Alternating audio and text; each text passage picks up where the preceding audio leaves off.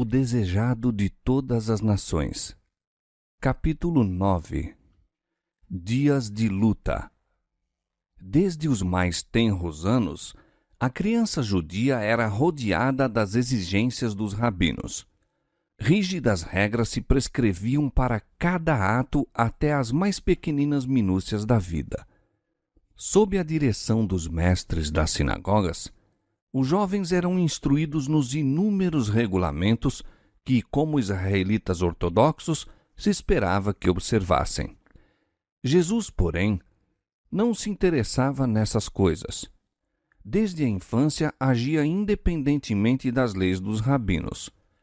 As Escrituras do Velho Testamento eram seu constante estudo e as palavras "Assim diz o Senhor" lhe estavam sempre nos lábios. À medida que as condições do povo começaram a ser patentes a seu espírito, viu que as exigências da sociedade e as de Deus se achavam em constante conflito.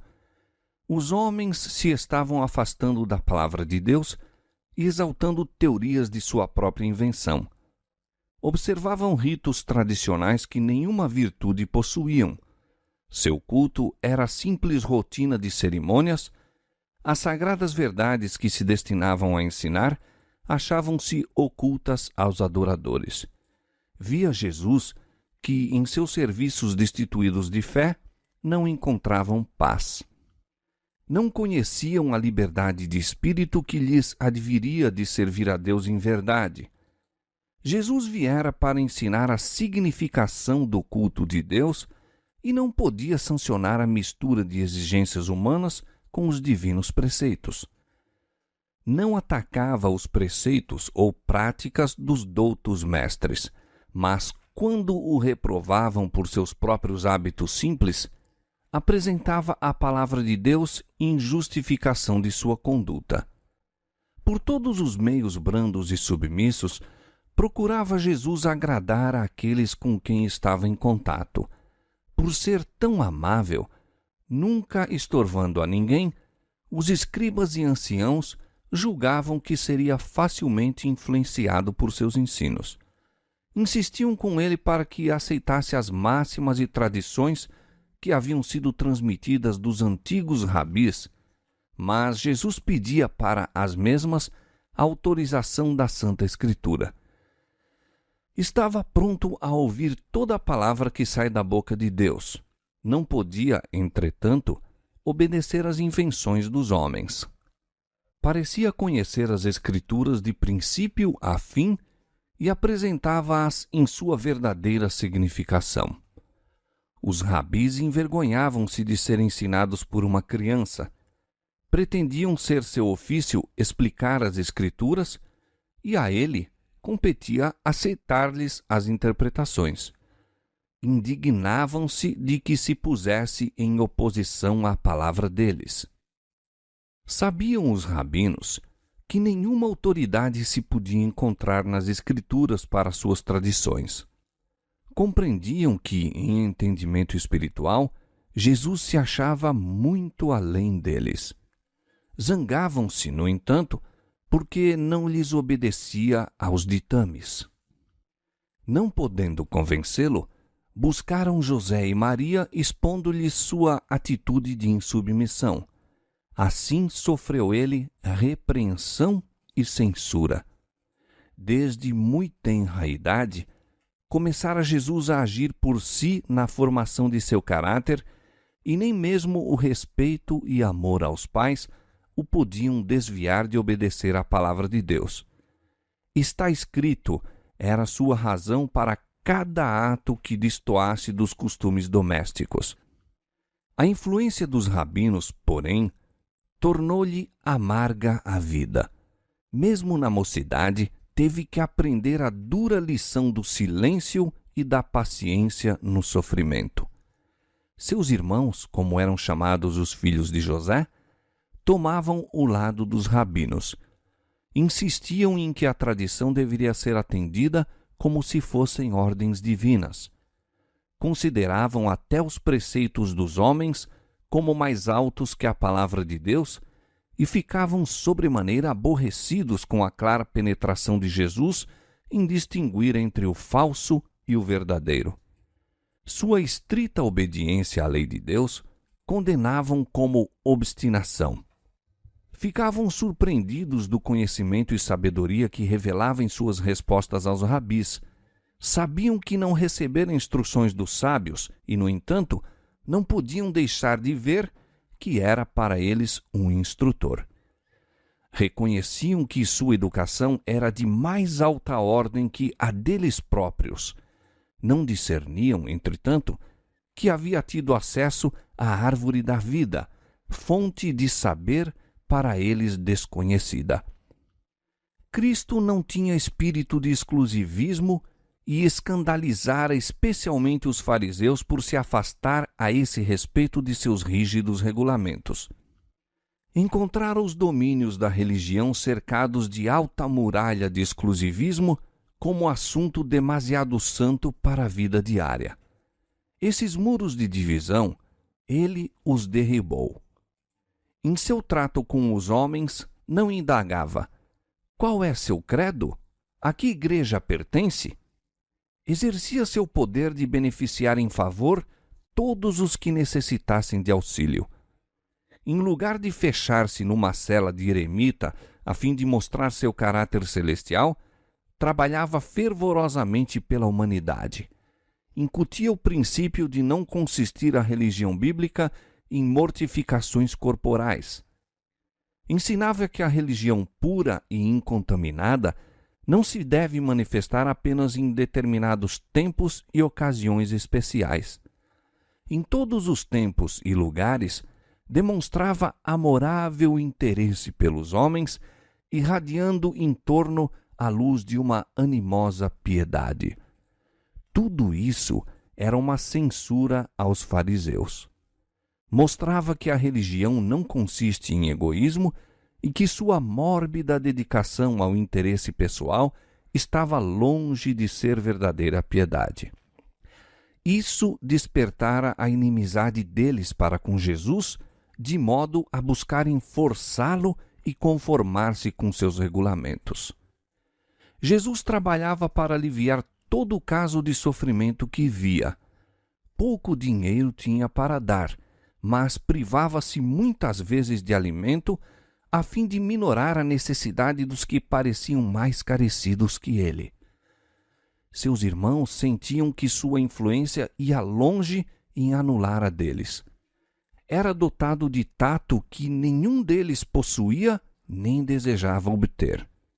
Quando falavam asperamente aos pobres e degradados, Jesus procurava exatamente aqueles seres, dirigindo-lhes palavras de animação. Aos que estavam em necessidade, oferecia um copo de água fria e punha-lhes no regaço sua própria refeição.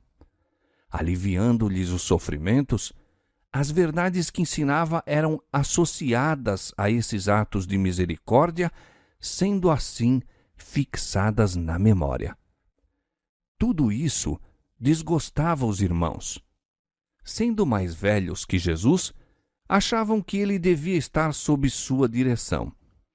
Acusavam-no de se julgar superior a eles e o reprovavam por se colocar acima dos mestres e dos sacerdotes e príncipes do povo.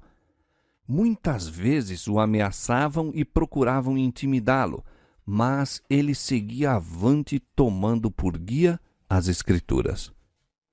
Jesus amava seus irmãos e os tratava com incansável bondade, mas eles tinham-lhe ciúmes, manifestando a mais decidida incredulidade e desdém. Não lhe podiam entender o procedimento. Grandes eram as contradições que se manifestavam em Jesus. Filho de Deus, era, no entanto, impotente criança. Criador dos mundos, a terra era possessão sua e, todavia, cada passo de sua existência foi assinalado pela pobreza. Possuía dignidade e individualidade inteiramente isentas de orgulho terreno ou presunção. Não lutava por grandeza mundana e achava-se contente até na mais humilde posição. Isso irritava os irmãos. Não podiam explicar sua constante serenidade sob provação e privações. Não sabiam que, por amor a nós, se tornara pobre para que, pela sua pobreza, enriquecêssemos. 2 Coríntios 8, 9. Não compreendiam melhor o mistério de sua missão do que os amigos de José entendiam sua humilhação e sofrimentos. Jesus era mal compreendido dos irmãos em virtude de não se assemelhar a eles. Sua norma não era a deles. Olhando aos homens, via-os afastados de Deus sem o poder divino em sua vida. As formas de religião que observavam não lhes podiam transformar o caráter. Dizimavam a hortelã, o endro e o cominho, mas omitiam o mais importante da lei, o juízo, a misericórdia e a fé. Mateus 23, 23. O exemplo de Jesus era-lhes contínua irritação. Não aborrecia a ele senão uma coisa no mundo, e isso era o pecado. Não podia testemunhar uma ação injusta sem uma dor que lhe não era possível disfarçar. Entre os formalistas, cuja aparência de santidade ocultava o amor do pecado, e um caráter em que o zelo da glória de Deus constituía a suprema preocupação, era flagrante o contraste. Como a vida de Jesus condenasse o mal, encontrava ele oposição tanto em casa como fora. Sua abnegação e integridade eram comentadas zombeteiramente. Sua paciência e bondade classificavam-nas como covardia. Da amargura que cabe em sorte à humanidade, não houve quinhão que Jesus não provasse. Não faltou quem procurasse lançar sobre ele desprezo por causa de seu nascimento, e mesmo na infância teve de enfrentar olhares desdenhosos e ruins murmurações. Houvesse respondido com uma palavra ou olhar impaciente, houvesse cedido aos irmãos em um único ato errado que fosse, e teria fracassado em ser exemplo perfeito.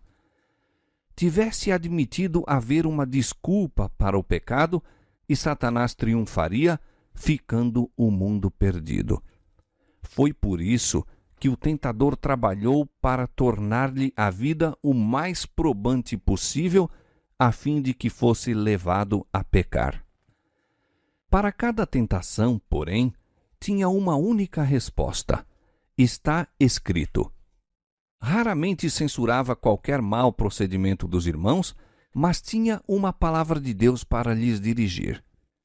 Era frequentemente acusado de covardia por negar-se a unir-se-lhes em algum ato proibido. Sua resposta, no entanto, era: está escrito, o temor do Senhor é a sabedoria, e o apartar-se do mal é a inteligência. Jó 28, 28. Alguns haviam que o buscavam, sentindo-se em paz em sua presença. Muitos, no entanto, o evitavam, pois se sentiam reprovados por sua vida imaculada. Os jovens companheiros insistiam em que fizesse como eles. Jesus era inteligente e animoso. Gostavam de sua companhia e aceitavam-lhe as prontas sugestões. Mas impacientavam-se com seus escrúpulos e declaravam-no estrito e rígido. Jesus respondia: está escrito, como purificará o mancebo o seu caminho? Observando-o conforme a tua palavra. Escondi a tua palavra no meu coração, para eu não pecar contra ti. Salmo 119, verso 11. Perguntavam-lhe muitas vezes: por que te aplicas a ser tão singular, tão diferente de todos nós? Está escrito, dizia ele, bem-aventurados os que trilham caminhos retos e andam na lei do Senhor. Bem-aventurados os que guardam os seus testemunhos e o buscam de todo o coração, e não praticam iniquidade, mas andam em seus caminhos. Quando interrogado acerca do motivo por que não tomava parte nos frívolos passatempos dos jovens de Nazaré, dizia: Está escrito: folgo mais com o caminho dos teus testemunhos do que com todas as riquezas. Em teus preceitos meditarei e olharei para os teus caminhos. Recriar-me-ei nos teus estatutos. Não me esquecerei da tua palavra. Salmo 119, versos 14 a 16. Jesus não contendia por seus direitos. Muitas vezes, por ser voluntário e não se queixar, seu trabalho era tornado desnecessariamente penoso. No entanto, não fracassava nem ficava desanimado. Vivia acima dessas dificuldades como a luz da face de Deus. Não se vingava quando rudemente tratado, mas sofria com paciência o insulto. Repetidamente lhe era perguntado: por que te submetes a tão maligno tratamento até de teus irmãos? Está escrito, dizia: Filho meu, não te esqueças da minha lei e o teu coração guarde os meus mandamentos, porque eles aumentarão os teus dias e te acrescentarão anos de vida e paz. Não te desamparem a benignidade e a fidelidade. Ata-as ao teu pescoço, escreve-as na tábua do teu coração, e acharás graça e bom entendimento aos olhos de Deus e dos homens. Provérbios capítulo 3, versos 1 a 4. Desde a ocasião em que os pais de Jesus o acharam no templo, seu modo de agir foi para eles mistério. Ele não entrava em discussão, todavia o exemplo que dava era uma lição constante. Parecia como pessoa separada. Sua felicidade encontrava-se nas horas em que estava a sós com Deus e a natureza. Sempre que lhe era concedido esse privilégio, afastava-se do cenário de seus labores e ia para o campo a meditar nos verdes vales, a entreter comunhão com Deus na encosta da montanha ou entre as árvores da floresta. O alvorecer frequentemente o encontrava em qualquer lugar retirado, meditando, examinando as Escrituras ou em oração. Dessas horas quietas, voltava para casa a fim de retomar seus deveres e dar exemplos de paciente labor. A vida de Cristo foi assinalada pelo respeito e o amor à sua mãe.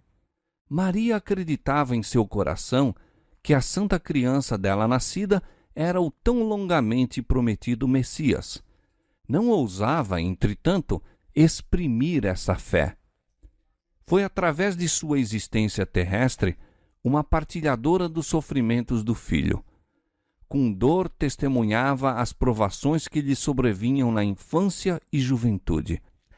Por justificar o que sabia ser direito em seu procedimento, via-se ela própria em posições probantes. Considerava as relações domésticas e a terna solicitude da mãe em torno dos filhos de vital importância na formação do caráter. Os filhos e filhas de José sabiam isto e, prevalecendo-se de sua ansiedade, procuravam corrigir as atitudes de Jesus segundo norma deles. Maria argumentava muitas vezes com Jesus e insistia em que se conformasse com os usos dos rabis. Ele, porém, não podia ser persuadido a mudar seus hábitos de contemplar as obras de Deus e buscar aliviar os sofrimentos dos homens ou mesmo dos mudos animais. Quando os sacerdotes e mestres solicitavam o auxílio de Maria em dirigir Jesus, ficava grandemente perturbada. O coração tranquilizava-se-lhe, porém, quando ele lhe apresentava as declarações das Escrituras em apoio de seu proceder. Por vezes, ela vacilava entre Jesus e seus irmãos, que não criam ser ele o enviado de Deus. No entanto, abundantes eram as provas de ser divino o seu caráter. Ela o via sacrificar-se pelo bem dos outros. Sua presença criava em casa uma atmosfera mais pura e sua vida era como um fermento operando entre os elementos da sociedade. Inocente e incontaminado, andava ele entre os irrefletidos, os rudes, os descorteses, entre os injustos publicanos, os negligentes pródigos, os iníquos samaritanos, os soldados pagãos, os rústicos camponeses e a multidão mista. Dirigia aqui e ali uma palavra de simpatia ao ver criaturas fatigadas, vergadas ao peso de duras cargas. Partilhava de seus fardos e revelava-lhes as lições que aprendera da natureza acerca do amor, da benevolência e bondade de Deus. Ensinava a todos a se considerarem dotados de preciosos talentos, os quais, se devidamente empregados, lhes adquiririam riquezas eternas. Extirpava da vida toda a vaidade, ensinando também pelo próprio exemplo que cada momento de tempo se acha carregado de resultados eternos, que deve ser apreciado como um tesouro e empregado para fins santos. Não considerava ninguém indigno, mas buscava aplicar a toda a alma o remédio salvador. Em qualquer companhia que se encontrasse, apresentava uma lição adequada ao tempo e às circunstâncias. Buscava inspirar a esperança nos mais ásperos e menos prometedores, dando-lhes a certeza de que se podiam tornar irrepreensíveis e inocentes, adquirindo caráter que demonstraria serem eles filhos de Deus. Encontrava frequentemente pessoas que haviam flutuado à mercê de Satanás e não possuíam forças para romper-lhe as malhas. A essas almas, desanimadas, enfermas, tentadas e caídas, Jesus costumava dirigir palavras da mais terna compaixão, palavras cuja necessidade era sentida e que podiam ser apreciadas.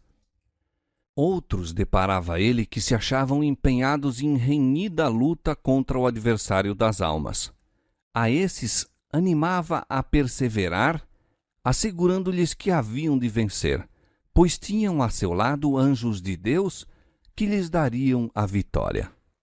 Aqueles a quem assim ajudava convenciam-se de que havia alguém em quem podia confiar plenamente. Ele não trairia os segredos que lhe desafogassem nos compassivos ouvidos. Jesus era o médico do corpo da mesma maneira que o era da alma. Interessava-se em todos os aspectos de sofrimento que se lhe apresentavam e proporcionava alívio a todos, havendo em suas palavras o efeito de um bálsamo suavizador. Ninguém podia dizer que se houvesse operado um milagre, mas virtude, o poder curativo do amor, dele saía para os enfermos e aflitos. Assim, de maneira discreta, trabalhava pelo povo já desde a infância, e foi por isso que, ao começar seu ministério público, tantos havia que o escutavam alegremente. Todavia, Jesus atravessou sozinho a infância, a mocidade e os anos varonis. Em sua pureza e fidelidade, pisou sozinho o lagar e do povo ninguém havia com ele. Carregou o tremendo peso da responsabilidade pela salvação dos homens. Sabia que, a menos que houvesse decidida mudança nos princípios e desígnios da raça humana, todos estariam perdidos. Isto era o peso de sua alma e ninguém podia aliviar a carga que sobre ele repousava. Cheio de ardente propósito, realizou o objetivo de sua vida, a fim de servir de luz aos homens.